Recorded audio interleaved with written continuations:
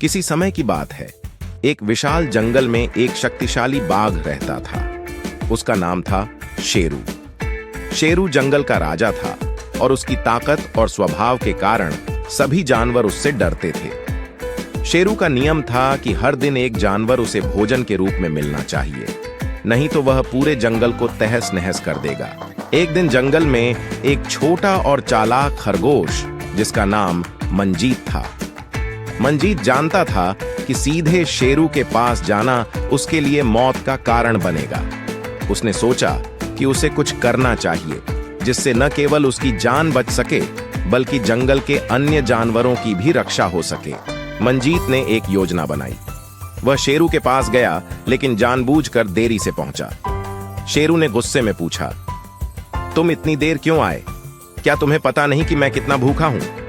मंजीत ने कहा, महाराज, मैं समय पर ही आ रहा था, लेकिन रास्ते में मुझे एक और बाघ मिला जो कह रहा था कि वह इस जंगल का असली राजा है।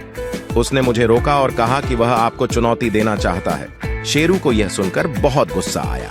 उसने गर्जना करते हुए कहा, कौन है वह दुस्साहसी? मुझे तुरंत उसके पास ले चलो, मैं उसे सबक सिखाऊंगा।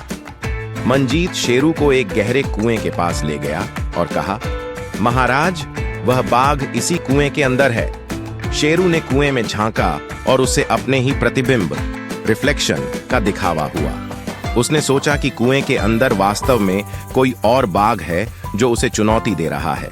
गुस्से में आकर शेरू ने कुएं में छलांग लगा दी और डूब गया। इस प्रकार मंजीत की चतुराई से शेरू से छुटकारा मिल गया।